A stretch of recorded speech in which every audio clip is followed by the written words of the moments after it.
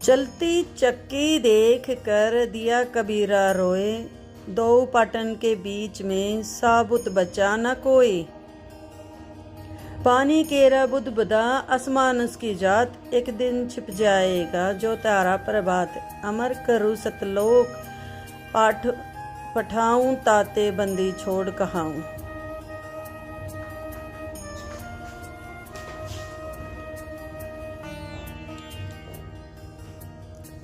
गरीब साहिब से सतगुरु भये, सतगुरु से भये संत। धर धर बेस विशाल अंग, खेले आदि और अंत।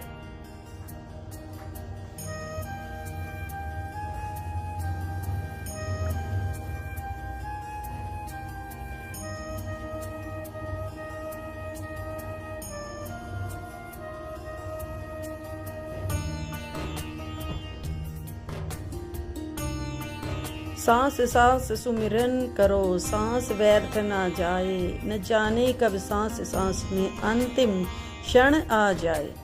सत साहिब संत रामपाल जी महाराज की जय। कबीरदास महाराज। वारही गोरख वारही दत्त, वारही धरु प्रहलाद अर्थ। वार माने उर्ली पार, उर्ली उर्ली ओढ़। वार वार और पार। वार उर्ला किनारा, पार परला किनारा दरिया का। तो क्या कहते हैं? वारही गोरख वारही दत्त, वारही ध्रुव प्रहलाद अर्थ। वार माने उर्ले लवा रह गई है। गोरख जैसे सिद्ध जो मुर्दे तक जीवित कराया करते, सोने पहाड़ का भी सोना बना दिया था। कहते हैं ये भी वार ही थे, ये पार नहीं हुए। इनकी साधना सतलोक की नहीं थी। वारही सुखदेव वारही व्यास, वारही पारा सुर प्रकाश। उर्ली तरफ रह गई है सुखदेव जैसे भी, व्यास जैसे भी और पारासर जैसे ऋषि भी। वारही दुर्वासा दरवेश, वारही नारद सारद शेष। वारही भरतरी गोपी चंद, वारही सनक सनंदन बंद। वारही ब्रह्मा वारही इंद्र, वारही सेंस कला गोविंद। ये 1000 भुजा वाला काल भी वार ही है। अरे ब्रह्मा विष्णु महेश्वर की तो गिनती कहाँ जाएंगे ये। और ये नकली नाम जाप करने वाले 5 नाम रंकार ओंकार, ये सारे काल के जाप। और ये काल मूर्त सब स्वरूपी नाम, ये शास्त्र विरुद्ध जाप हैं। ये 100 हम उल्टा कर ले, 100 हम जाप कर ले, ये सब ड्रामेबाजी की साधनाएं हैं। ये कभी भी मुक्त नहीं हो सकते। 84 लाख योनियों में प्राणी जाएंगे, क्योंकि ये शास्त्र विरुद्ध साधना है। वारही ब्रह्मा वारही इंद्र, वारही 16 सेंस कला गोविंद। वारही शिव शंकर जो शंभ, वारही धर्मराय आरंभ। वारही धर्मराय दर धीर, परम धाम पहुंचे कबीर। परम धाम, उस पार धाम, परले धाम, सतलोक में पहुंचे केवल परमेश्वर जो स्वयं आए थे, या उनके साथ जो संपर्क करेंगे, उनके अनुसार चलेंगे वो भी। रग साम अथर्वण वेद, परम धाम नहीं लया वेद। अलख अलल पंख अगाध भेव, जैसे कुंजी सुरती सेव। वार पार थे हाना था, गरीब दास निर्गुण निगाह। अब ये सारे बता दिए कि वार ही उर्ली तरफ ही ये गोरख भी, भर्तरी जी भी, ध्रुव प्रहलाद भी। आप ये क्योंकि ये स्वर्ग, इसमें चौथी 4 मुक्तियां होती हैं। इन 4 मुक्तियों में से जो भी जिसको एक खिलौना मिल गया, उसी को वो खेलता रहता है, उसी को सुप्रीम मानकर, और फिर जन्म मृत्यु में ये बने रहते हैं, ये पार नहीं हो सकते। और वार ही सुखदेव, वार ही व्यास, वार ही पारासुर प्रकाश। क्या स्कीम बनाई कि भाई एक ऐसी अफवाह फैला दो, एक ऐसी प्रोपगंडा छोड़ दो कि भाई उन्होंने क्या स्कीम बनाई कि कह दो जो शीघ्र स्वर्ग जाना चाहता है उसके लिए भगवान की तरफ से एक क्रोंत आता है। क्रोंत एक आरा होया करे लकड़ी काटने का, लंबे लंबे दांते नु आर पार कर देता लकड़ी को। वो गंगा दरिया के किनारे एक स्ट्रक्चर सा बना के ऐसे और उसके अंदर एक आरा ऊपर नीचे आण का एक थोड़ा सा स्थान छोड़ दिया और उसके चलाने का हैंडल काफी दूरी पर कर दिया रस्सों से। ढीला छोड़े तो वो नीचे आ जा, ऊपर खींचे तो ऊपर चला जा। और ये प्रोपगंडा फैला दिया भाई जिसने जल्दी स्वर्ग जाना हो भगवान की तरफ से एक क्रोध आता है और वो क्रोध जिसने काट देता है उसका सीधा स्वर्ग चला जाता है। अब परमात्मा पाने के लिए उन बूढ़ा बुढ़िया ने सोची हमने मृत्यु तो होनी है और बुढ़ापे में दुखी हो रहे हैं और क्यों ना क्रोध ले ले। उसकी एक्स्ट्रा फीस रख दी,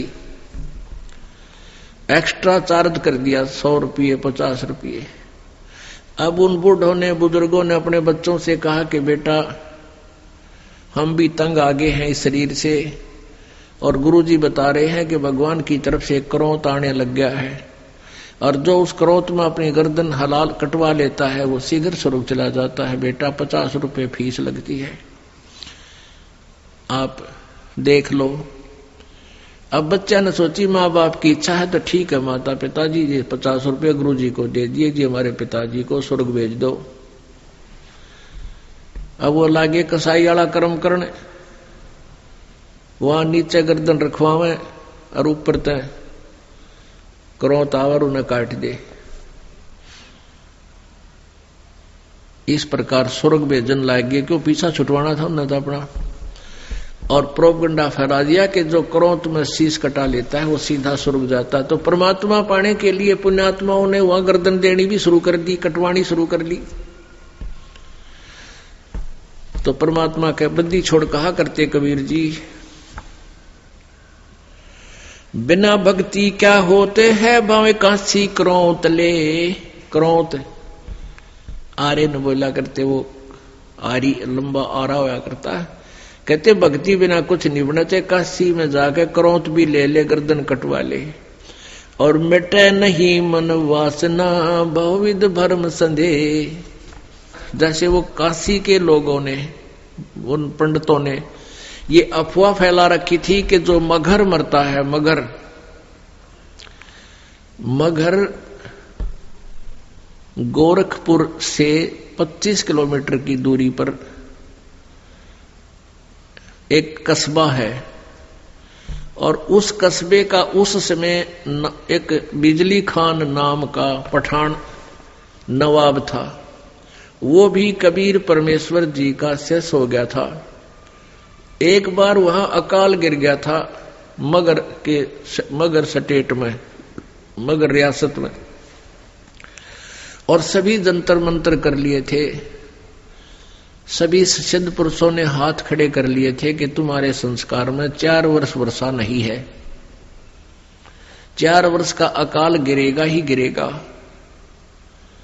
तब कबीर परमेश्वर जी के पास बिजली का पठान स्वयं गए थे, परमात्मा मगर में आए थे और आते ही वर्षा ने जबरदस्त वर्षा करवा दी थी। सब भर दिए थे, तालाब तालाब सब एक कम एक कर दिया था।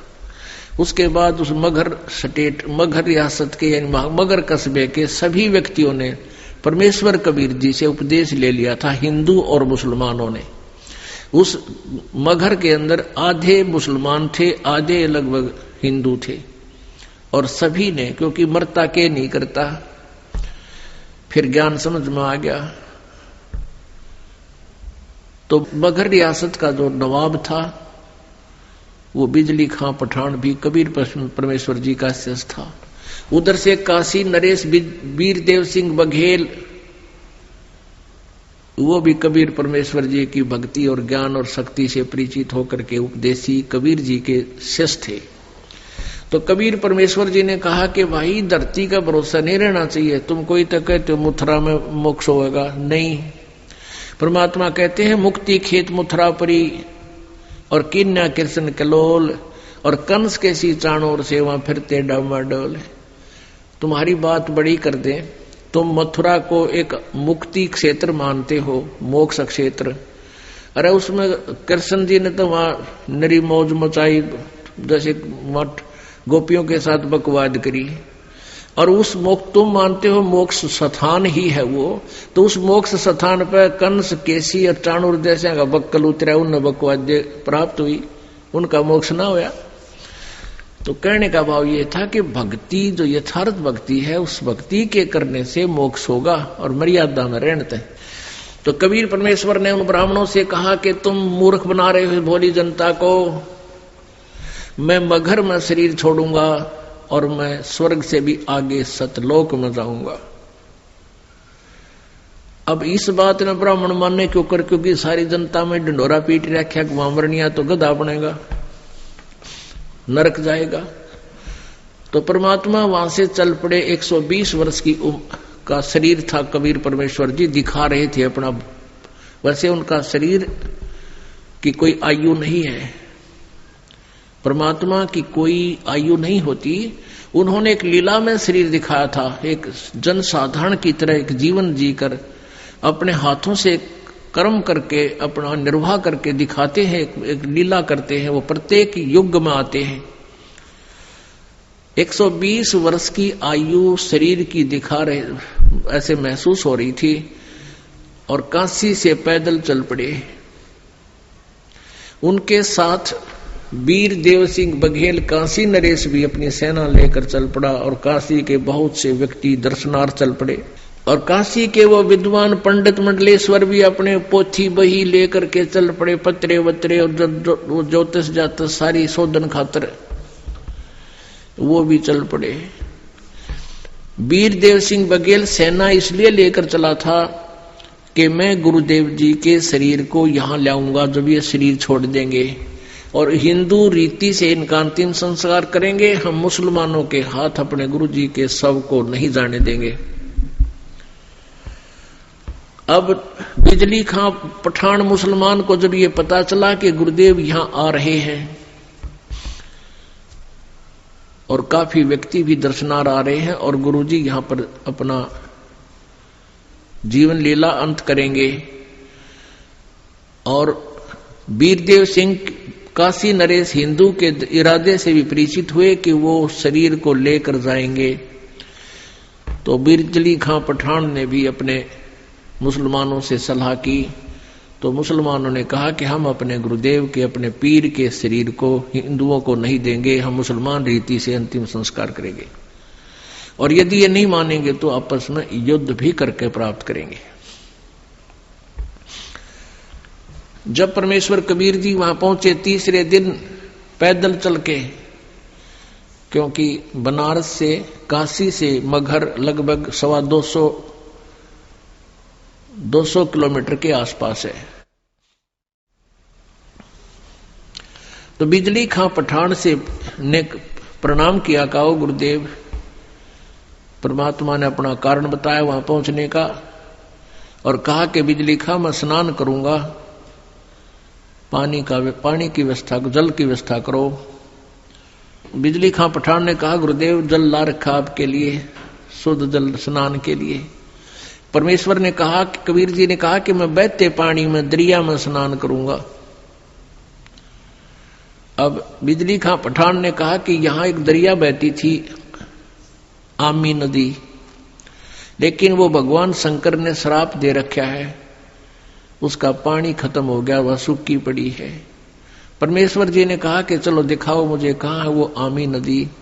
जहां परमेश्वर खड़े थे वहां थोड़ी सी दूरी पर, 2-3 एकड़ की दूरी पर, 600 फुट की दूरी पर वो दरिया सूखी पड़ी थी।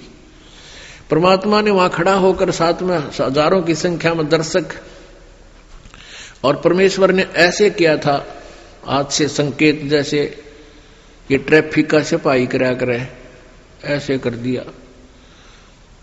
क्या देखते हैं कि थोड़ी सी दूरी पर एक बहुत बड़ा धमाका हुआ, और एकदम पानी से भरकर नीचे से पानी इतना जोर से निकला और पूरी दरिया भरकर चल पड़ी। बोलो सतगुरुदेव।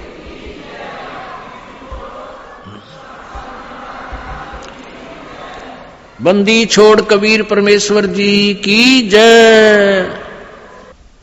सबने स्नान किया, जलपान किया, स्नान किया, जल पिया, फिर परमेश्वर जी ने कहा कि भाई एक दो चादर लाओ, एक नीचे बिछाऊंगा, एक ऊपर ओढ़ कर लेटूंगा। फिर परमेश्वर ने पूछा कि भाई बिजली खां पठान तुम सेना किस लिए लाए हो, वीरदेव सिंह बघेल तुम सेना किस लिए लाए हो। दोनों ने नीचे गर्दन कर ली, जो आमने सामने खड़े थे।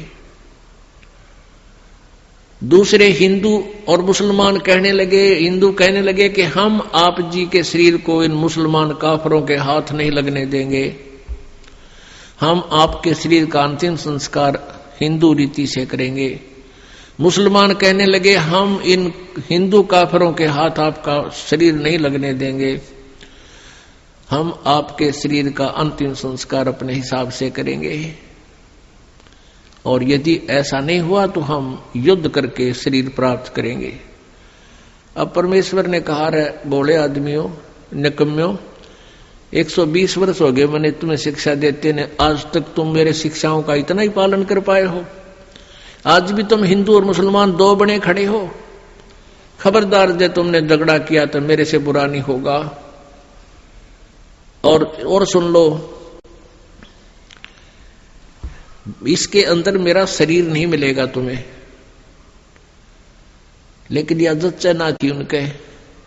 फिर भी अगर तुमने झगड़ा नहीं करना है, एक सदर तुम ले लेना, एक मुसलमान ले लेंगे, एक हिंदू ले लेंगे, और सदरों के बीच में जो भी वस्तु मिले आधी आधी बांट लेना। तुम लड़ियो ना भाई, ना तो विनाश हो जाएगा, गृह युद्ध शुरू हो जाएगा, आपसी जुल्म हो जाएगा, महाभारत से भयंकर युद्ध हो जाएगा।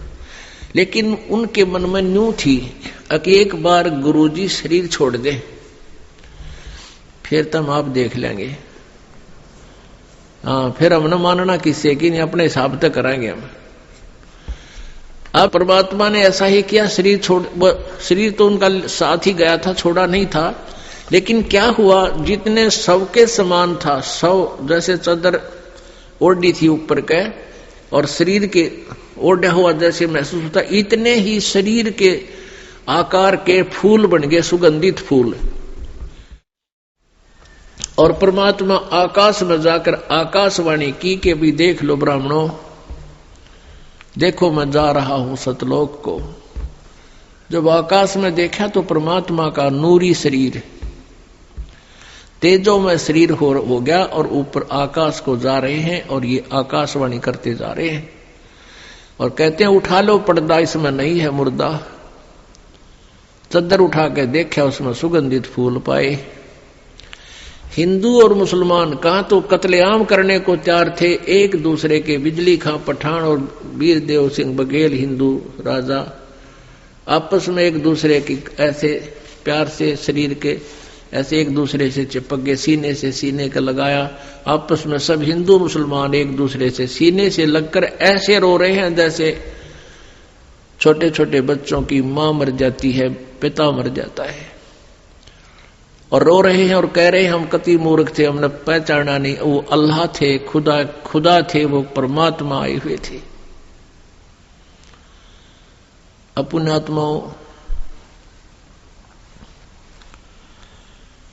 हमने परमेश्वर को पहचाना नहीं, इतनी लीलाएं प्रभु करके गए। आज भी मगर स्थान पर हिंदुओं ने अपनी अलग से यादगार बना रखी है, एक चद्दर और आधे वो सुगंधित फूल लेकर, और मुसलमानों ने अपनी अलग बना रखी है, एक चद्दर और आधे फूल लेकर। आज भी ये दास उसको, आज भी विद्वान है ये दास, बहुत बार उसको देख कर आया है, और हमने वो फोटो खींच कर लाए थे उनके। दोनों अलग अलग बने हुए हैं। 3 बार ये दास भी संगत को साथ ले जाकर दिखाकर जाए, प्रमाण करने के लिए कि हम सुना करते हैं वो सच्चाई है।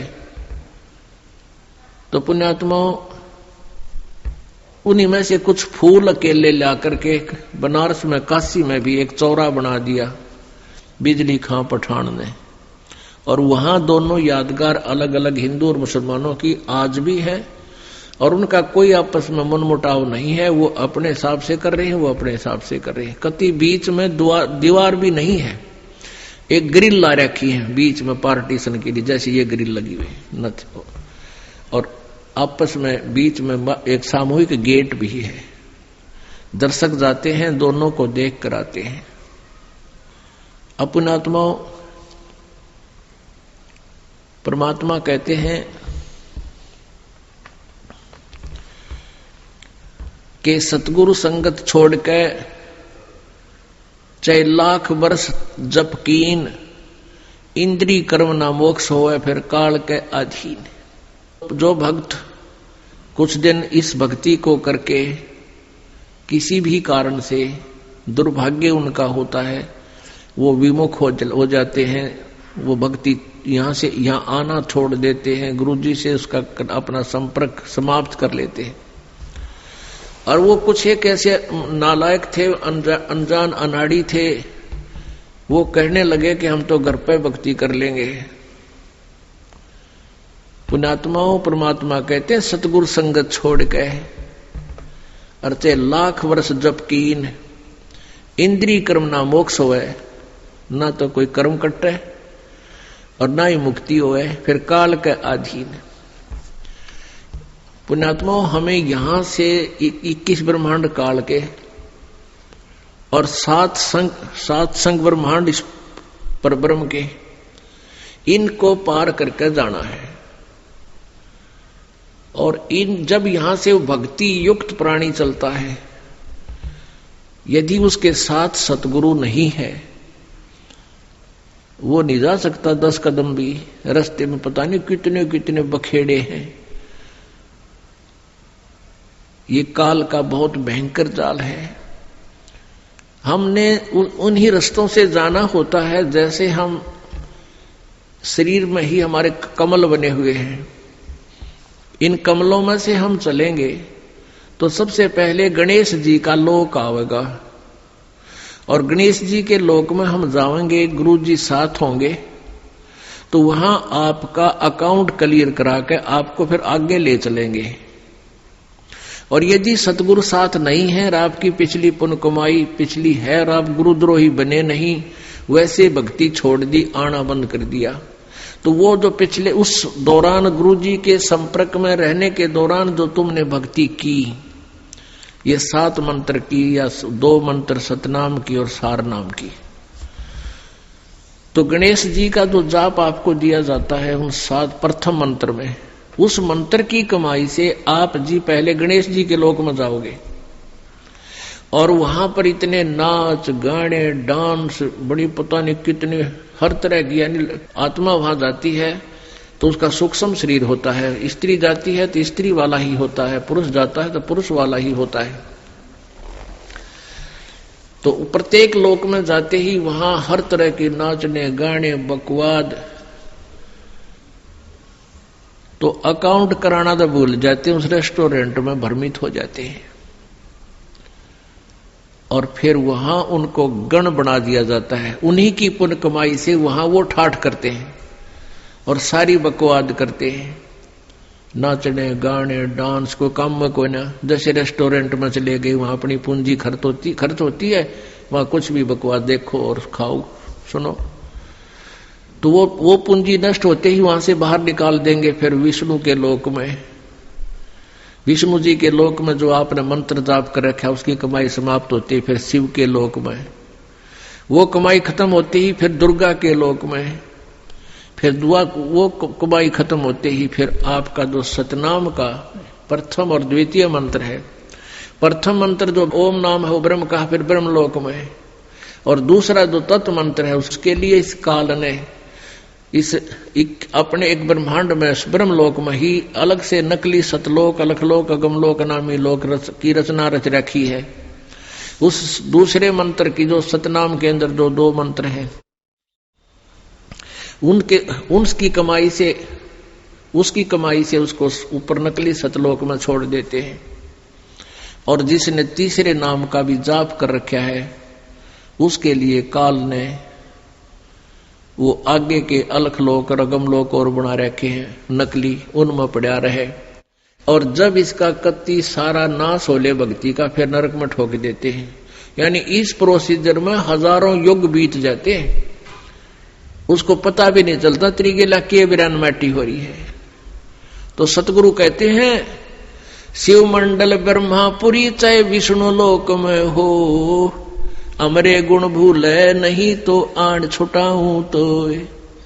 अब कई पुण्यात्मा कोई ज्ञान तो खूब सुन लिया और कोई दुर्भाग्यवश यहां से दूर भी हो गए, तो वो फिर इससे या तो शिव मंडल में, शिव के लोक में, या ब्रह्मा के लोक में, या विष्णु के लोक में जा रहा है, फिर वहां कमाई वो मौज मार रहा है, तो उसके हृदय में यो ज्ञान अंतःकरण में समाया हुआ है। तो उसको याद आएगा कि गुरु जी तेनू क्या करते। कबीर परमात्मा के ज्ञान को बताते थे, यहाँ तो हमारी पूंजी नष्ट हो रही है, हम तो गलत आ गए, हमने तो यहाँ नहीं आना चाहिए था। कहता वहां भी तू हृदय से रोएगा ना मेरे लिए कि भगवान मैंने छुटा लो, कहते वहां से भी तुझे छुड़ा लाऊंगा। अब देखो पुण्यात्माओं, ये सु अवसर आपके लिए, जय इसमें पार तय होगे तो होगे, नहीं यू किया हुआ कर्म शुभ तुम्हारे साथ रहेगा, फिर उसका फायदा क्या होगा, के बनेगी।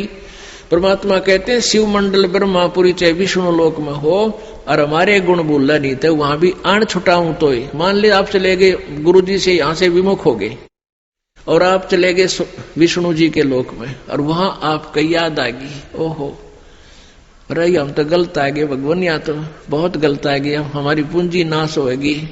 वहां भी आप रोने लग गए तो वो मालिक परमेश्वर आएंगे और वहां से भी आपको ले जा करके कहाँ रखेंगे। यहाँ एक मिनी सतलोक है, प्रत्येक ब्रह्मांड में एक मिनी सतलोक है, परमात्मा का अपना राजदूत भवन है।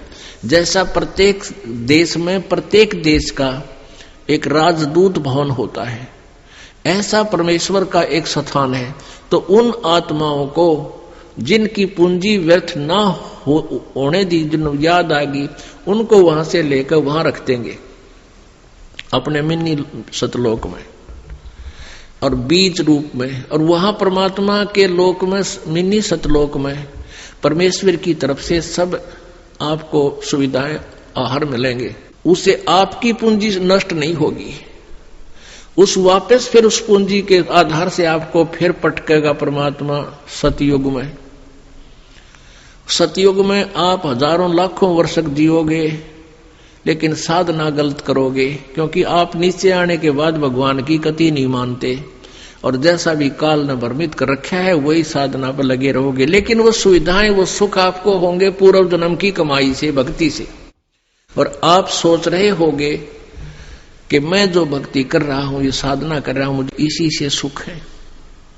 इस प्रकार सतयुग त्रेता द्वापर में आप अपने पुण्यों का नाश कर लोगे, कभी राजा बनोगे, कभी पृथ्वीपति बनोगे, कभी स्वर्ग में जाओगे, और फिर आप कलयुग में होगे।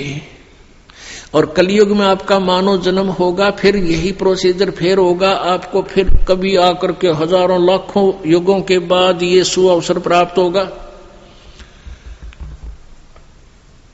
जो परमात्मा की शरण में नहीं रह पाए, अभी आपको बताया 2 प्रकार भक्ति नाश होता है। एक तो परमात्मा से विमुख हो गए और उन्होंने अपने सभी मंत्रों की कमाई ऊपर ब्रह्मालोक, विष्णुलोक, शिवलोक, दुर्गालोक, ब्रह्मलोक और अलखलोक, अगमलोक में नकली में समाप्त कर दी। उसने तो कई लाख युगों के बाद फिर मनुष्य जीवन यहां पर छिपा होगा, और फिर सतयुग त्रेता द्वापर में जो शेष कमाई है वह खोएगा। फिर कलयुग में ही, किसी कलयुग में दाव लगे तो लगे इस समय जन्म होने का। एक दूसरा वो होगा जो परमात्मा याद आ गया विष्णु लोक में जाकर, उसको परमात्मा ले गए छुड़ाकर अपने रख लिया मिनी सतलोक में, और वहां से फिर पटक दिया। तो वो भी सतयुग से जन्म लेता हुआ बीच में राजा, चक्रवर्ती राजा, पता नहीं के बन के अपने पुण्यों को बहुत को नष्ट फिर भी कर लेगा। और फिर कलयुग में इसी समय बिचली पीढ़ी में ही दाव लगेगा, लगे तो लगे ना भी लगे।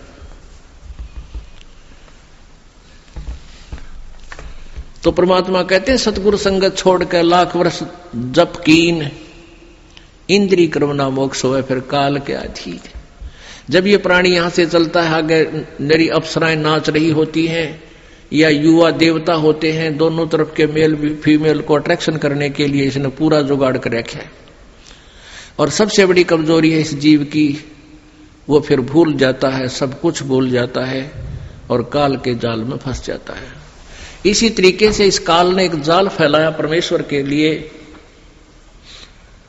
जब परमात्मा सतलोक को जा रहे थे, दुर्गा ने एक सुंदर अप्सरा का रूप बनाया और परमेश्वर कबीर जी के पास जाकर के कहने लगी कि मैं आपसे विवाह करना चाहती हूं। अब पहले आपको एक अमृतवाणी सुनाती हूं परमात्मा की। मगर जाने की।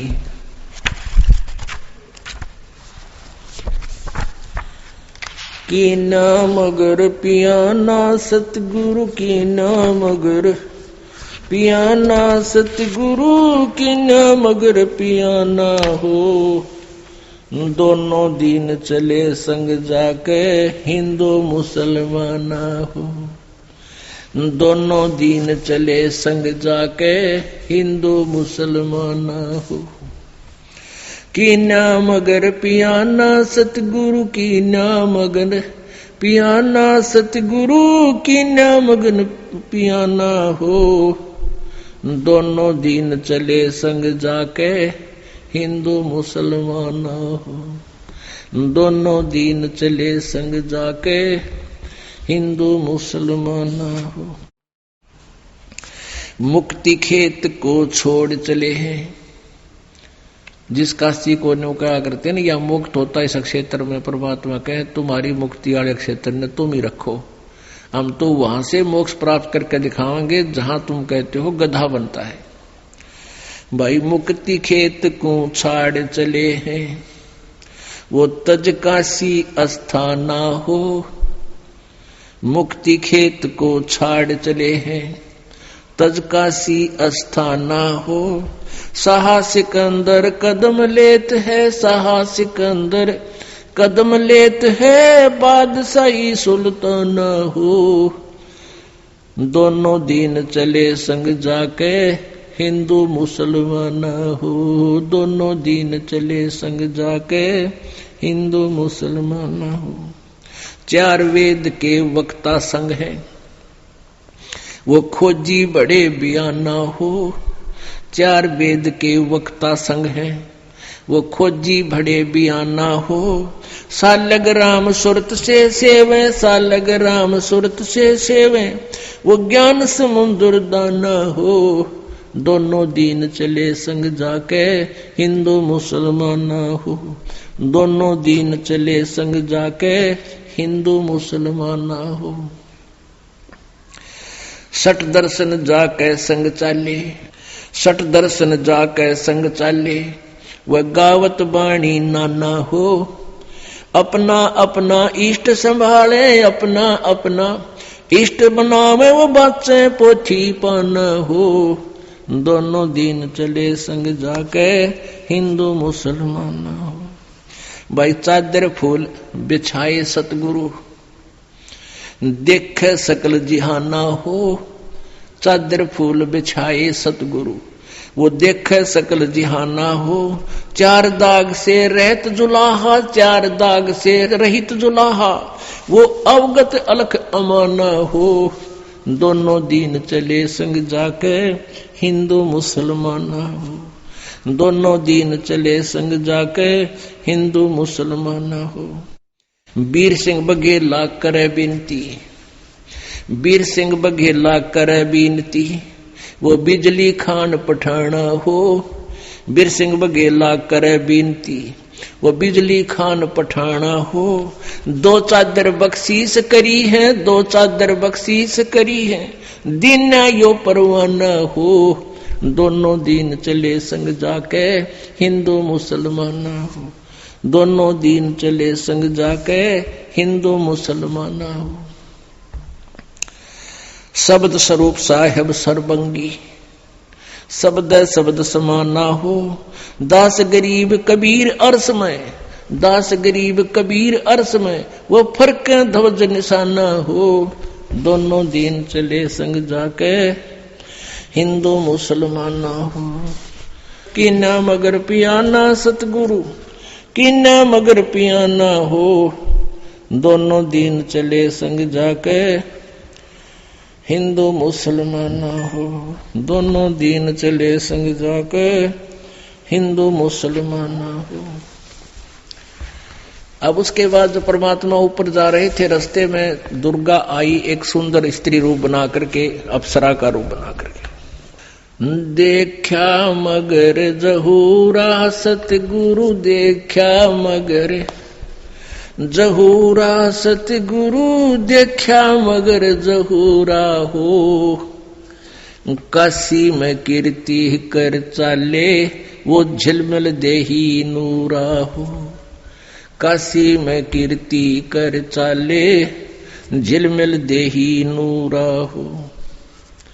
माया आदि अर्श से उतरी, अर्श माने आसमान से, आदि माया या दुर्गा, माया आदि अर्श से उतरी, ये बनी अप्सरा हूरा हो। हम तो बरे कबीर पुरुष को, हम तो बरे कबीर पुरुष को, तू है दुल्ला पूरा हो, काशी में कीर्ति कर चाले वो झिलमिल देही नूरा हो। माया कहे कबीर पुरुष ते, मेरा देखो बदन जहूरा हो, माया कहे कबीर पुरुष ते, मेरा देखो बदन जहूरा हो। अर्श विमान स्वर्ग में मंदिर, अर्श विमान स्वर्ग में मंदिर, ये भोग गए हमको सोरा हो, काशी में कीर्ति कर चले झिलमिल देही नूरा हो। कहे कबीर सुनो री माया, तुम कुटिल नजर तुम घूरा हो। कहे कबीर सुनो री माया, कुटिल नजर तुम घूरा हो। जिन भोगी सोए कल रोगी, जिन भोगी सोए कल रोगी, वो होगे धूर्म दूरा हो। काशी में कीर्ति कर चाले वो झिलमिल देही नूरा हो। काशी में कीर्ति कर चाले वो झिलमिल देही नूरा हो। माया कहे कबीर पुरुष से, मैं हूं जग से दूरा हो। माया कहे कबीर पुरुष से, मैं हूं जग से दूरा हो। मैं तुम्हारी पटरानी दासी, मैं तुम्हारी पटरानी दासी, रखूं पलक हजूरा हो। काशी में कीर्ति कर चाले वो झिलमिल देही नूरा हो। कहे कबीर सुनो री माया, तुम हो लड्डू बूरा हो। बूर के लड्डू, ये बुरादे के, कहते ये तू तो ऐसी है। कहे कबीर सुनो री माया, तुम हो लड्डू बूरा हो। जो तुझे खावे सो बह जावे, जो तुझे खावे वो पछतावे। वो तास अकल के कूरा हो। वो बुद्धि भ्रष्ट है जो तेरे से संग करेंगे। काशी में कीर्ति कर चाले झिलमिल देही नूरा हो। श्वेत मुकुट जहां श्वेत छत्र है, ओए होए, श्वेत मुकुट जहां श्वेत छत्र है। बाजे अनहद तूरा हो। दास गरीब कहे सुन माया, कहे कबीर सुनो री माया, हमसे रहियो दूरा हो। काशी में कीर्ति कर चाले वो झिलमिल देही नूरा हो। देखा मगर जहूरा सतगुरु, देखा मगर जहूरा सतगुरु, देखा मगर जहूरा हो। काशी में कीर्ति कर चाले वो झिलमिल देही नूरा हो। काशी में कीर्ति कर चाले वो झिलमिल देही नूरा हो। आप परमात्मा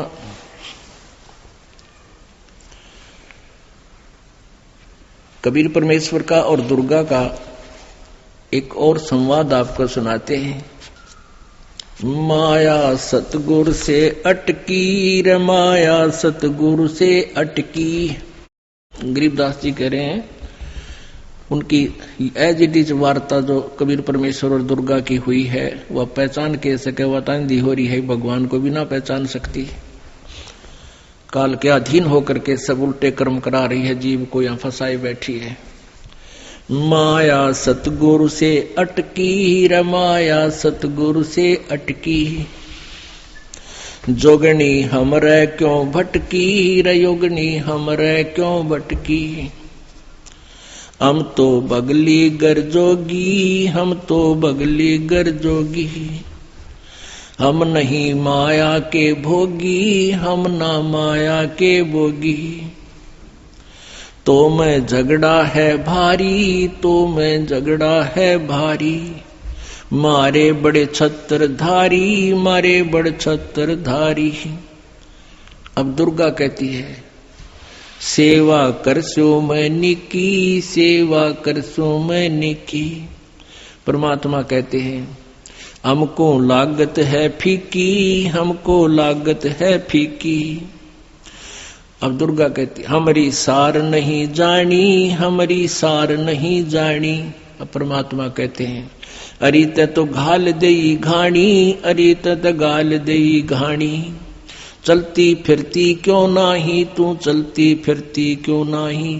परमात्मा कहते तू जाती क्यों ना जा यहाँ से। हम रहते अवगत पद माही हम रहते अवगत पद माही। अरे तू गैली है गोली अरे तू गैली है गोली, दाग लगावेगी चोली दाग लगावेगी चोली। दुर्गा बोली मेरा अंजन है नूरी मेरा अंजन है नूरी। मेरा शरीर कहते नूर का है, अंदर मैं कै कस्तूरी अंदर मैं कै कस्तूरी। परमात्मा बोले तुम किसी राजा पे जाओ तुम किसी राजा पे जाओ, हमरे मन नहीं भावो हमरे मन नहीं भावो। दुर्गा कहती है मैं तो अर्धंगी दासी मैं तो अर्धंगी दासी। परमात्मा बोले हम तो अनहदपुर वासी हम तो अनहदपुर के वासी। हमरा अनहद में डेरा हमरा अनहद में डेरा, अंत ना पावेगी मेरा अंत ना पावेगी मेरा। हम तो आद जुगा दीनी जी हम तो आद दुगा दीनी जी। अरे तुझे माता कहूं अकधी अरे तुझे माता कहूं अकधी। अब दुर्गा जब नहीं पार बसाई अब मैं देऊंगी गाली अब मैं देऊंगी गाली। हम तो जोगी ब्रह्मचारी हम तो जोगी ब्रह्मचारी। आसन बांधूंगी जिंदा आसन बांधूंगी जिंदा, गल में डारूंगी फंदा गल में डारूंगी फंदा। आसन मुक्तारी माई आसन मुक्तारी माई। तीन लोक ना अंगाई तू तीन लोक ना अघाई, यानी छेके नहीं। परमात्मा कहते हैं तीन लोक के देवताओं की दुर्गति कर रही इनमें नहीं छक्की तू। हमरे द्वारे क्यों रोवो हमरे द्वारे क्यों रोवो। परमात्मा कहते हैं मेरे सामने क्यों रो रही है कि तेरी दाल गले नहीं। हमरे द्वारे क्यों रोवो हमरे द्वारे क्यों रोवो। किसी राजा राणा कुंजो किसी राजा राणा कुंजो। तू तो जोगनी है खंडी तू तो जोगनी है खंडी। मोरा फेर चली लंडी मोरा फेर चली लंडी। परमात्मा कहते हैं फिर मुंह मोड़ कर चल पड़ी वह लंडी नालायक। हिला देना रे भाई हिला देना रे भाई, हंसा परसत ही खाई हंसा परसत ही खाई। अब देखो कितना निर्णय दिया है परमात्मा ने कि जो निकम्मी प्रकार की लड़कियां होती हैं औरतें हैं वो कितना हानि पहुंचाती हैं, और अच्छी बहन बेटी माइयों के बारे में परमात्मा ने फिर कैसा निर्णय दिया है। बदनारी लंगर कामणी या बोले मुद्रे हेत, फेट पड़े छोड़े नहीं क्या मगर कुरुक्षेत्र। बदनारी लंगर कामनी या बोले मुद्रे बोले, फेंट पड़े छोड़े नहीं ये काटे घूंघट झोले। बदनारी लंगर कामणी या बोले मुद्रे बोले, कोई एक साधु उबरे या करे लाख में चोट। गिरबद नारी लंगर कामणी या बोले मुद्रे बहने, जाको नहीं पति जिये घूंघट घट में सैन। बदनारी लंगर कामणी या बोले मुद्रे बहने, जाके पास न बैठियो जाका कैसा दीन। बदनारी नाही नाहरी ये है जंगल का शेर, बाहर भीतर मारे है मुनिजन की ये जेर। सतगुर हेला देते हैं ये सुनियो संत सुजाने, बदनारी पास न बैठियो बदनारी आई खान। नैना काजर बाहे कर ये खाए लिए हैं हमसे, हाथों मेहंदी लाए कर ये डोब दिए कुलबन से। अपने आत्माओं, हम अपनी बहन बेटियों को जो उपदेश लेती है उनको ये इस प्रकार के आडंबरों से मना करते हैं। ये अच्छी बहन बेटियों की नहीं होती। मेहंदी लगाना और फंड करना, नाखून पालिश, ये तो बकवादों की बातें होती हैं। इसलिए हमने भक्त बनना है, अच्छा समाज बनाना है, तो भगवान के आदेश अनुसार ही चलना होगा। नैनो काजर बाह कर ये खा लिए हैं हमसे, हाथों मेहंदी लाए कर ये डोब दिए कुलबन से। उल्टी मांग भराए कर ये मंजन कर हैं गाते, मिठी बोले मगन होए ये लावे बहुवित घात। माया काली नागिनी ये अपने जाए खाते, कुंडली में छोड़े नहीं सो बातां की बात। अपने आत्माओं, अब ये सारा व्यवस्था ज्योति निरंजन काल और दुर्गा के कंट्रोल से चल रहा है। अब जो भी यहां प्रभाव प्रत्येक प्राणी में है, ये तीनों गुणों के दबाव से होता है, और इन दोनों ने ही अपने संयोग से इनको रजगुण तमगुण सतगुण युग बना रखा है। इनके प्रभाव से ये सारा कुछ हो रहा है। फिर क्या बताते हैं, जैसे यह माया दुर्गा और ये काल का जो जाल है, ये कुंडली बतावे। कुंडली जैसे एक नागनी अंडे पैदा करती है, जब अंडों से बच्चे बनने का समय आता है तो अंडों के चारों तरफ वो अपने पूंछ से, दूम से चक्कर लगा लेती है, कुंडली लगा लेती है, और अपने मुंह को मोड़कर उनको फोड़ती है।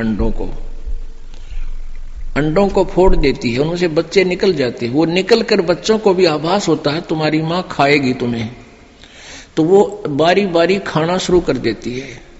जब तक वो एक बच्चे को खाती है तब तक दूसरे चेष्टा करते हैं उस कुंडली माँ के शरीर के ऊपर से चढ़ चढ़ा कर बाहर, जब उस कुंडली तो बाहर तक पड़ गया, निकल गया तो बच गया, और जब उस कुंडली में उसका ठा गया सारा न खाओगी।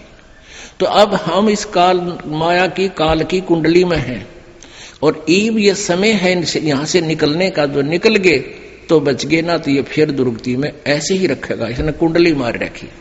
तो कुंडली में तो कौन कौन निकले?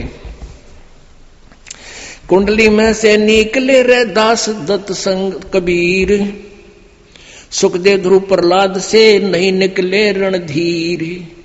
इस माया की कुंडली से कौन कौन निकले? रविदास जी और दत्तात्रेय, कबीर परमेश्वर की शरण में आकर उनका उद्धार हुआ, अन्यथा नहीं। और सुखदेव ध्रुव प्रहलाद से ये नहीं निकले रणधीर।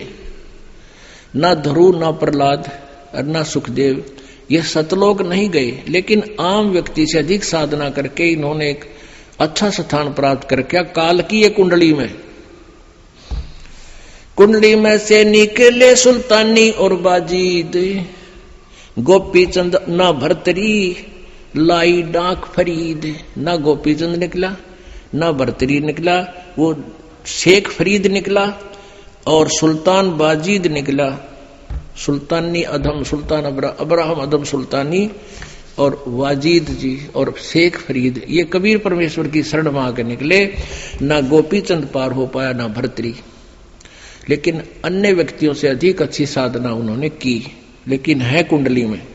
जनक विदेही ना उबरे ये नागनी बांधी डाढ़, नानक दादू उबरे भाई ले सतगुरु की आड़। नानक जी और दादू जी कहते हैं ये सतगुरु की शरण में आकर ही इस काली नागन की कुंडली से बाहर हुए। 3 लोक घाणी घली ये 14 भवन बिहंड, माया नगनी खा लिए है सकल दीप नो खंड। अब अच्छी बहन बेटी माइयों के बारे में कलम तोड़ महिमा गाई है गरीबदास साहिब जी ने।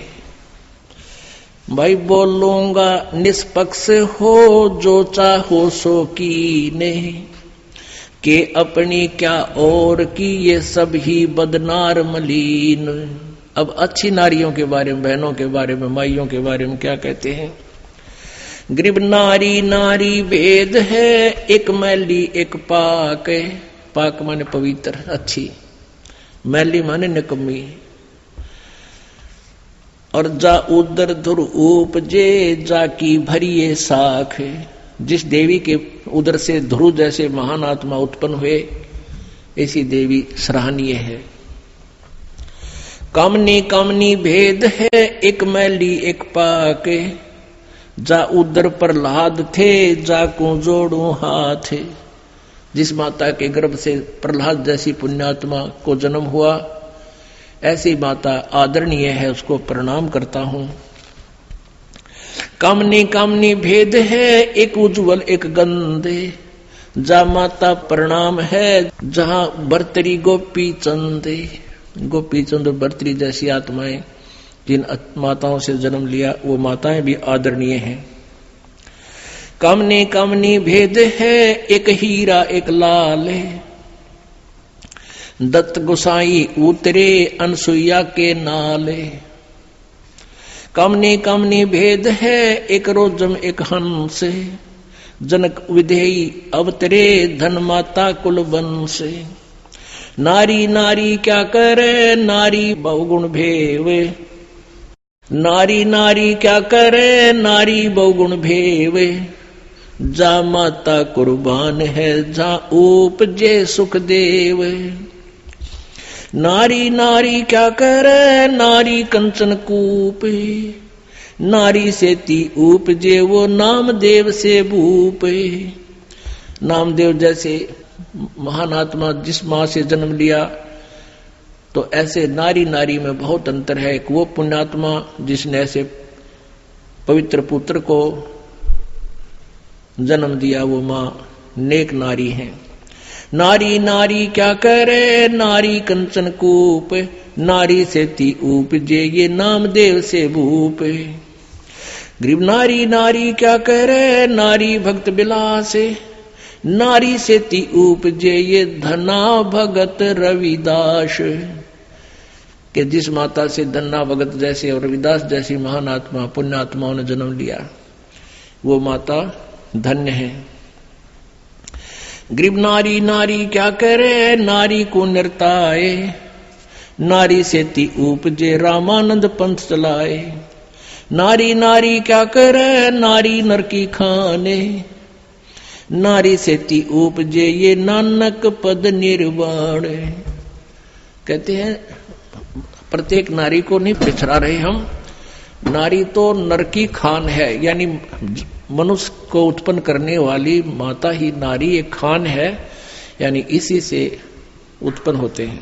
और नारी से ती उपजे, नानक जी जैसे महान आत्मा।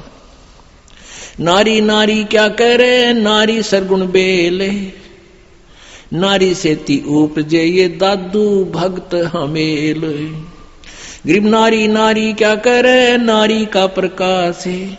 नारी से ती उपजे, ये नारद मुनि से दास। गरीब शब्द स्वरूपी उतरे, सतगुरु सत्य कबीर। दास गरीब दयाल हैं, डगे बंदावे धीर।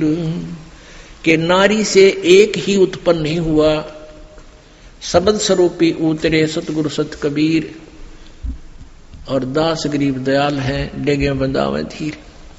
तो पुण्यात्माओं, इस प्रकार हमने सत साई भक्तजनों, ऐसे ही संत रामपाल जी महाराज के सत्संग, प्रवचन और विचार विशेष संदेश सुनने के लिए हमारे चैनल से जुड़े रहे। सत साहिब।